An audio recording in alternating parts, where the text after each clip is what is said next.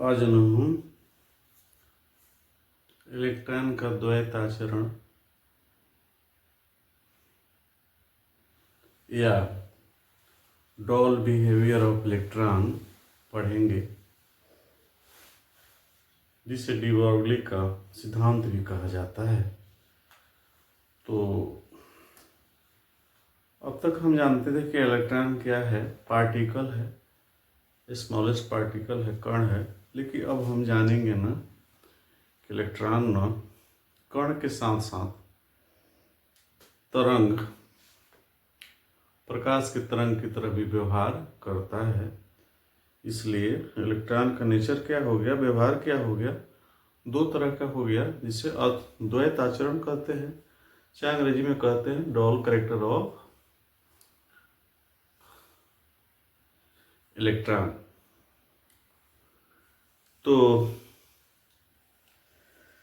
सबसे पहले इससे ना डी ब्रॉगली साहब ने बतलाए थे, डी ब्रॉगली साहब ने बताए थे, इसलिए इसको ना डी ब्रॉगली का सिद्धांत भी कहा जाता है। और इस समीकरण को डी ब्रॉगली का समीकरण, और जब तरंग है तो उसकी तरंग लंबाई होगी, तो इसके लिए तरंग लंबाई निकाला गया, आइंस्टीन मास एनर्जी रिलेशन और प्लांक के समीकरण के आधार पर।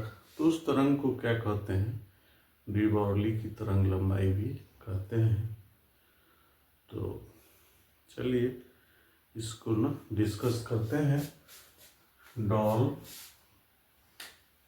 बिहेवियर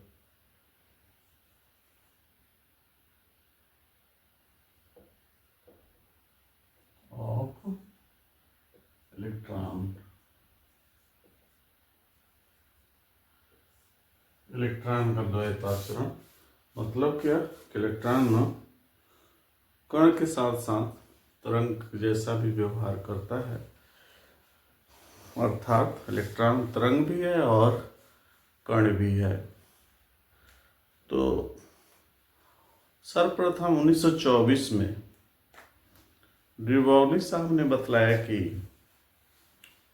प्रकाश का व्यवहार क्या है, तो दो तरह का है, डॉल नेचर ऑफ इलेक्ट्रॉन भी कहते हैं। तो जब तरंग है तो उसकी तरंग लंबाई होनी चाहिए। तो तरंग लंबाई का निर्धारण इन्होंने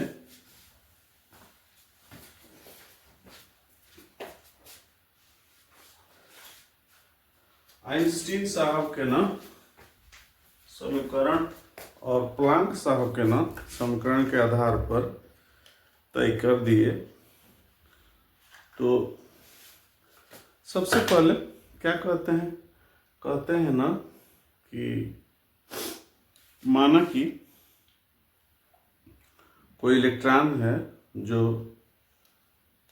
न्यूक्लियस के चारों ओर तरंगित हो रहा है। चूंकि तरंग है तो उसको तरंगित कहेंगे। तरंगित हो रहा है, जिसकी लंबाई क्या है, लैम्डा है, और उसका मास क्या है, स्मॉल एम है, और उसकी गति क्या है, तो सी है। सी मतलब वेलोसिटी ऑफ लाइट।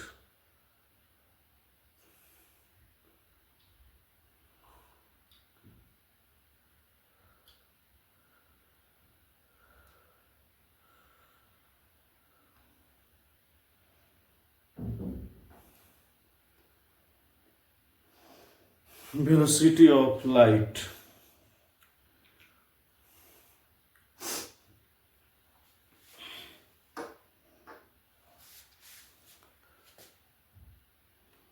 तो सबसे पहले हम ना कल्पना करते हैं कि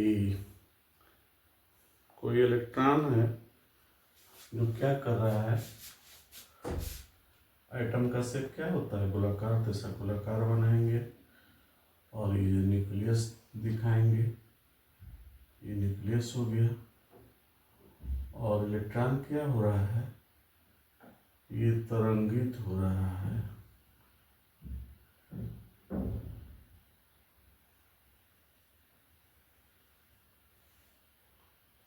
तरंगित हो रहा है।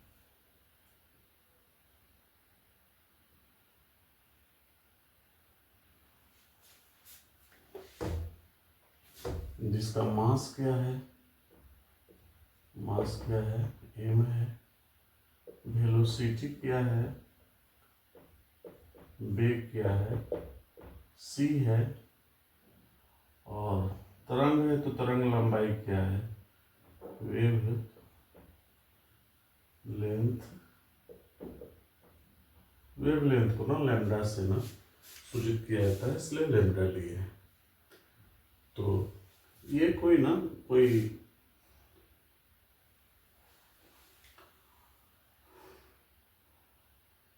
इलेक्ट्रॉन है जो न्यूक्लियस के चारों ओर न क्या कर रहा है, या तरंगित हो रहा है, तरंग के रूप में मूव कर रहा है, स्पिन कर रहा है, जिसके नाम मास मान लिए हैं और वेलोसिटी c मान लिए हैं और तरंग लंबाई लैम्डा मान लिए हैं। उसके बाद इन्होंने क्या किया, आइंस्टीन मास एनर्जी रिलेशन, दुनिया के सबसे बड़े साइंटिस्ट आइंस्टीन साहब का ना मास एनर्जी रिलेशन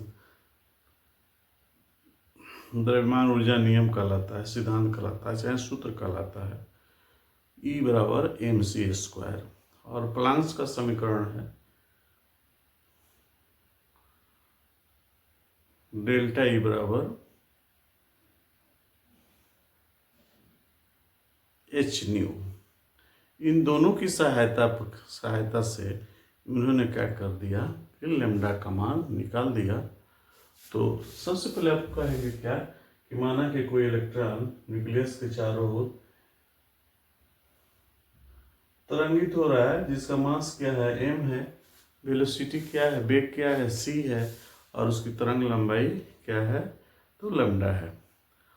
तब फिर कि पूरा इन्होंने आइंस्टीन साहब के नाम ऊर्जा द्रव्यमान नियम और प्लांक साहब के नाम समीकरण से सहायता से लैम्डा का निर्धारण, चाहे इलेक्ट्रॉन की तरंग लंबाई का निर्धारण किए, जिसे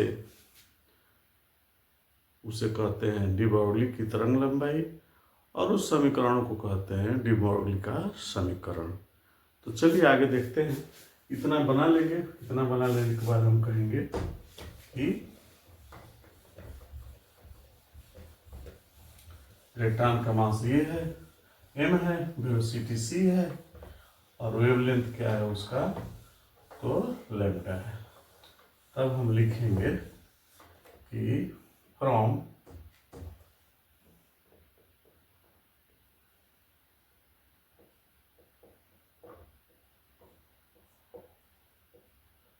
Einstein mass energy relation, mass energy relation, ये होता है E बराबर mc²।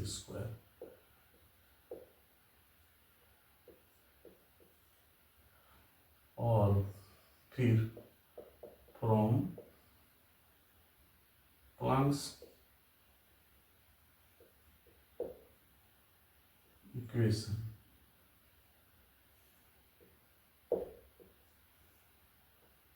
E बराबर डेल्टा E बराबर, अच्छा E भी कहेंगे, डेल्टा मतलब डिफरेंस एनर्जी, E मतलब एनर्जी, E बराबर h²। समीकरण इसको 2। E बराबर mc², मतलब ना किसी भी ना मास के वेलोसिटी को क्या किया, बढ़ा दिया जाए तो क्या होता है, उसकी एनर्जी बढ़ जाती है। अब प्रश्न है कि कैसे, अगर किसी मास की एनर्जी को बढ़ा दें हम, तो मास के वेलोसिटी को बढ़ा दें तो उसकी एनर्जी क्या हो जाती है, इंक्रीज कर जाती है। बात बिल्कुल सही है। खेत में पड़ा हुआ ना ढेला आम नहीं तोड़ता है, लेकिन आप उस ढेला को ना स्पीड दे दीजिएगा, वेलोसिटी दे दीजिएगा, तो आपका सर भी फोड़ देगी। घर में रखी हुई लाठी किसी का सर नहीं तोड़ती है, लेकिन उसमें जब स्पीड देते हैं तो किसी का सर भी फोड़ देती। सिमिलरली बंदूक में देखे होंगे, पुलिस जब तक न गोली रखे रहता है अपने कमर में, गोली किसी को नहीं मारती, लेकिन जब उसमें ना स्पीड दे देता है वह, तो वह हाथी को ही मार दे। तो किसी भी मास के ना अगर आप वेलोसिटी को इंक्रीज कर दीजिएगा तो उसकी एनर्जी बढ़ जाती है। यही सूत्र है E=mc², और जिसके सहायता पर एटम बम भी बना, और वो छोड़ दीजिए, दूसरी बात हो जाएगी। और फिर होता है E=hν। तो अब आप जानते हैं क्या कहेंगे इस फॉर्म से इक्वेशन फर्स्ट एंड सेकंड, जब लेफ्ट इक्वल है तो क्या होगा, राइट इक्वल होगा।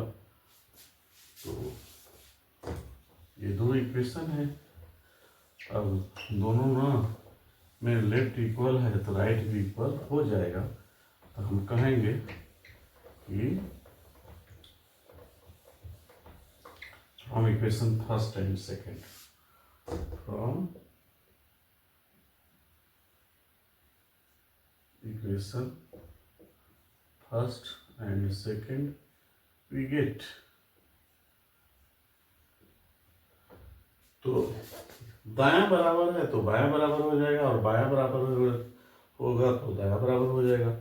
क्यों हो जाएगा, तो आप रात दिन पढ़ते हैं, लिखते हैं कि RHS बराबर LHS और LHS बराबर RHS। उसी सिद्धांत के अनुसार अगर ये बराबर बायां बराबर तो ये दायां बराबर हो जाएगा।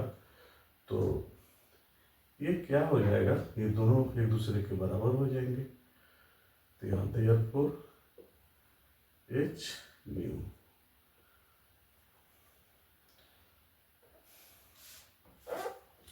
अब फिर ना आप जानते हैं ना, हम भी जानते हैं, आप भी जानते हैं कि न्यू बराबर क्या होता है, c/λ। तो अगर ना न्यू के वैल्यू को इसमें पुट करें, तो इसमें रखेंगे तो ये हो जाएगा mc² = c/λ। अब ना इससे ही कटेगा, इससे इस छूट रहा है, छूट रहा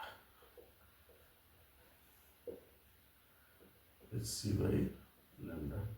हमको लैम्डा को निकालना है, लैम्डा को निकालना है तो क्या, जिसको निकालना रहता है उसको लेफ्ट रखते हैं, इसको इधर लाइए, इसको इधर ले जाइए, तो ये आपका हो जाएगा, ये हो जाएगा c/λ = mc²। और ऊपर ऊपर भी कटता है, नीचे नीचे भी कटता है। देखिए ये एक है, ये क्या है, 2 है, तो ये कट जाएगा, तो ये बचेगा आपको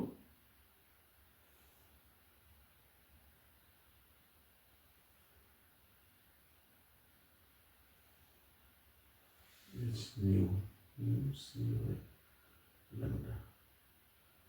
कट गया, तो यहाँ क्या बचा, यहाँ, और h/λ बराबर mc बचा। अब ना इसको इधर लाएंगे, चाहे इसको इधर ले जाएंगे तो क्या होगा, हमको लैम्डा निकालना है, तो लैम्डा निकालना है तो क्या कीजिए आप, आपका लैम्डा बराबर हो जाएगा h/mc, h/mc।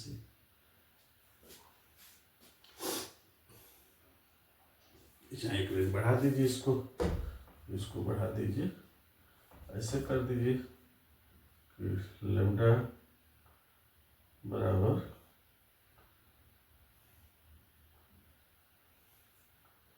h/mc बराबर लैम्डा हो जाएगा। ये ऊपर वाला नीचे लाया था, नीचे वाला क्या हो जाएगा, ऊपर चला जाएगा। और फिर आप लिख सकते हैं कि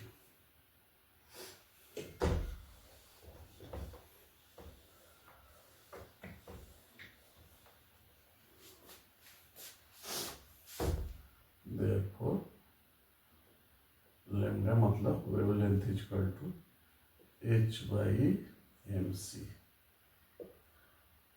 ये समीकरण 3 हो गया। इससे तरंग लंबाई निकल जाएगी, और फिर हम जानते हैं कि एम इंटू सी बराबर क्या होता है, मोमेंटम होता है, मोमेंटम। तो फिर आप लिख सकते हैं इसको कि और lambda equal to h by momentum, momentum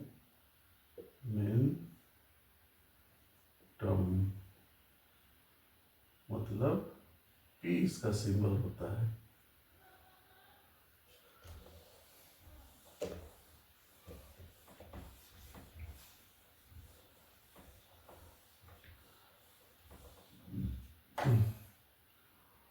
Therefore, lambda is equal to h by p। ये फोर्थ समीकरण है। तो इसे आप मोमेंटम भी निकाल सकते हैं और p इक्वल टू क्या हो जाएगा, h बाई लैम्डा, जहां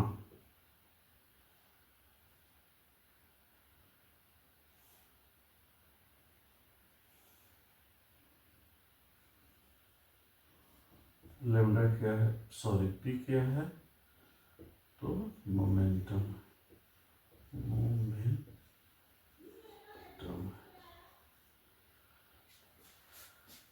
तो इस समीकरण को कहते हैं डी ब्रॉगली इक्वेशन, और इसको कहते हैं हम लोग डी ब्रॉगली की तरंग लंबाई। तो लिख दीजिएगा, क्या लिखेंगे कि equation 4 is called equation 4 is called de Broglie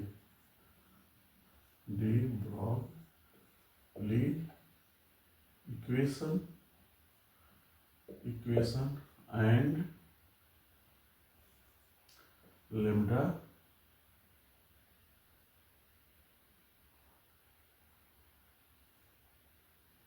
wavelength, de Broglie wavelength, de Broglie wavelength।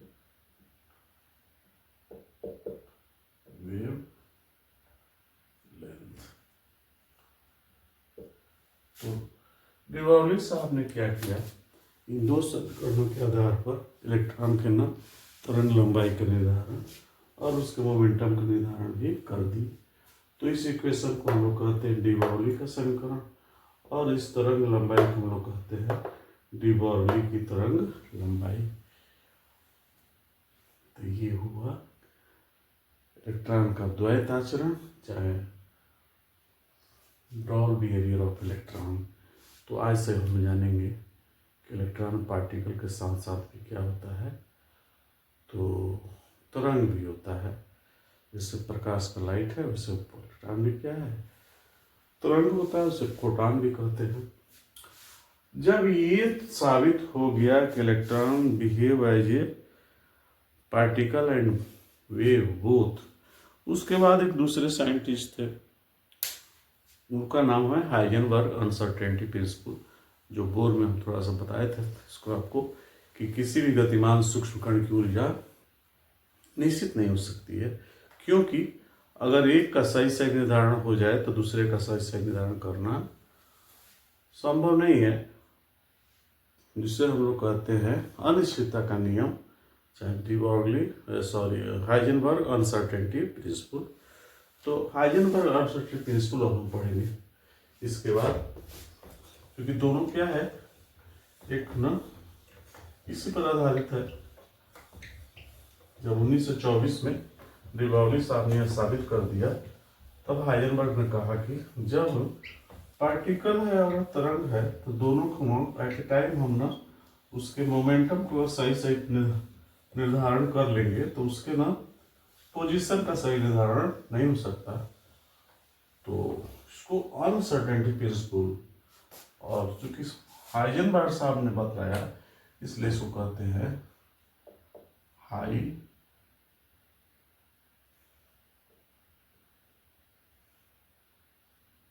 Heisenberg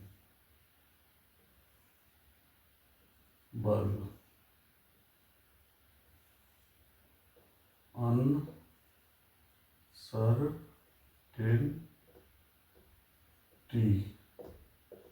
principal Heisenberg की एच ई आई होता है यार,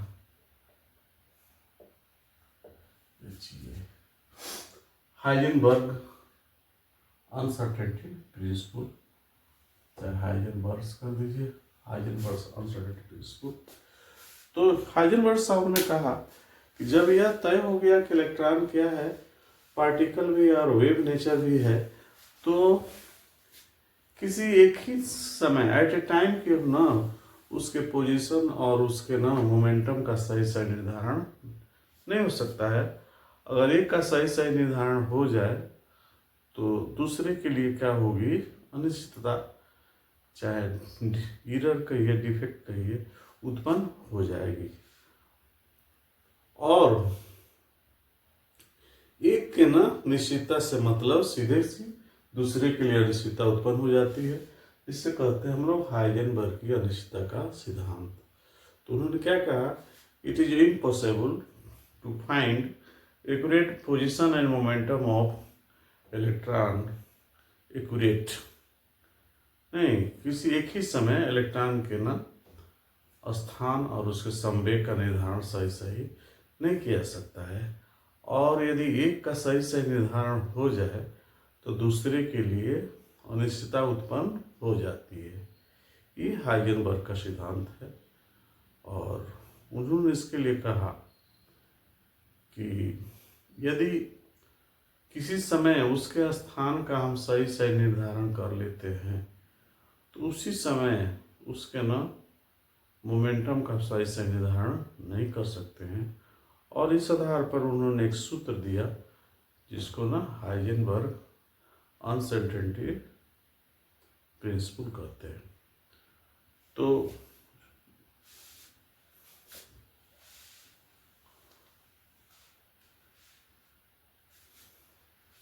ये क्या कहते हैं ना कि क्या प्रिंसिपल है, it is impossible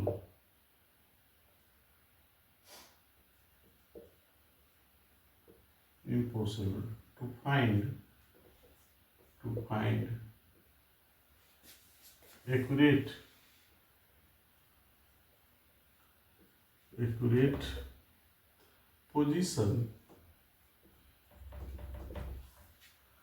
position and momentum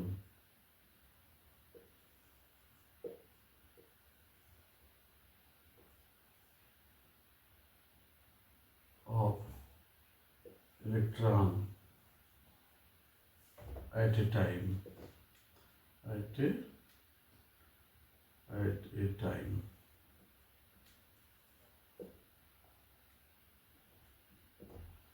it is impossible to find accurate position and momentum of electron at a time। अगर हम किसी समय क्या कहते हैं कि अगर हम किसी समय उसके स्थान का सही सही निर्धारण कर ले तो उसी समय उसके ना मोमेंटम के लिए क्या होती है, तो अनिश्चितता या एरर या डिफेक्ट उत्पन्न हो जाती है। तो पी तो आप जानते हैं कि मोमेंटम है, और पोजीशन के लिए ना उन्होंने एक्स माना, एक्स दूरी डिस्टेंस के लिए एक्स। तो उन्होंने कहा कि क्या होगा भाई, तो डेल्टा एक्स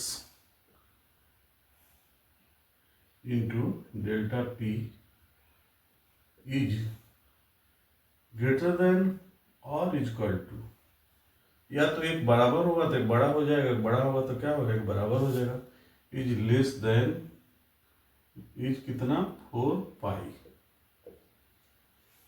यही हाइजेनबर्ग का प्रिंसिपल है कि उसके स्थान की अनिश्चितता और उसके संवेग के अनुसरण गुणनफल क्या होता है, या तो इसके बराबर होता है नहीं तो उसके बड़ा होता है। किसके? तो h/4 पाई, क्योंकि इलेक्ट्रॉन उन्हीं कक्षाओं में ना स्पिन करता है जिसके लिए उसके कोणीय संवेग या मोमेंटम का मान क्या होता है, h/4 पाई होता है।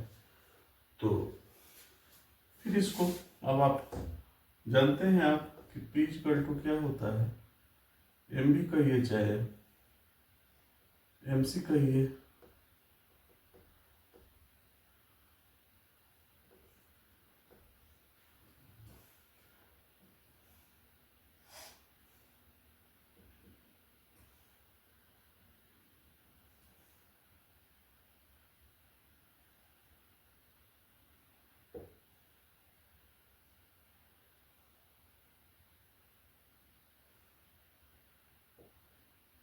is greater than or equal to h/4 पाई।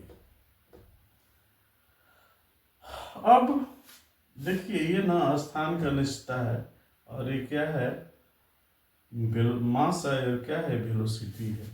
तो गौर कीजिए जब आप ना चलते हैं तो आपका स्पीड कम ना अधिक हो सकता है, आपका ना वेलोसिटी अधिक कम हो सकता है, लेकिन आपका मास में डिफरेंस नहीं होगा।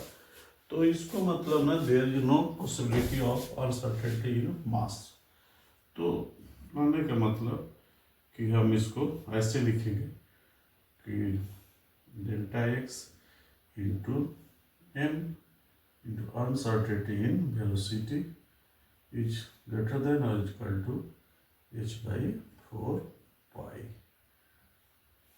इसको समीकरण 1 कर दीजिए। यही हाइजेनबर्ग अनसर्टेनिटी प्रिंसिपल है कि डेल्टा एस इसका स्थान का अनिश्चितता है और एम भी क्या है, डेल्टा भी क्या है, तो उसका ना वेलोसिटी कहिए चाहे वेग की अनिश्चितता है। एम क्या है, इलेक्ट्रॉन का मास है, एक प्लांक स्थिरांक है, ये 22/7 है। तो ये लिख लीजिए, क्या लिखेंगे, लिखेंगे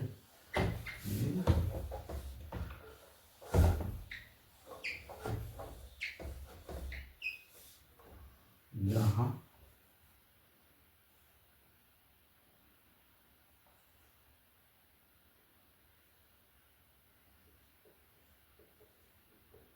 अनसर्टेनिटी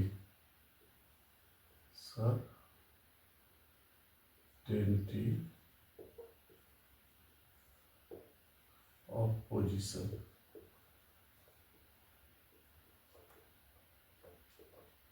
इसको इरर भी कहते हैं, दोष।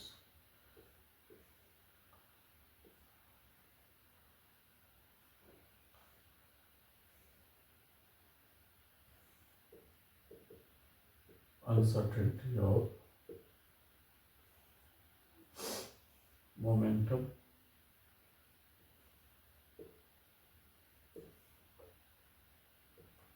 और अनसर्टेनिटी ऑफ वेलोसिटी।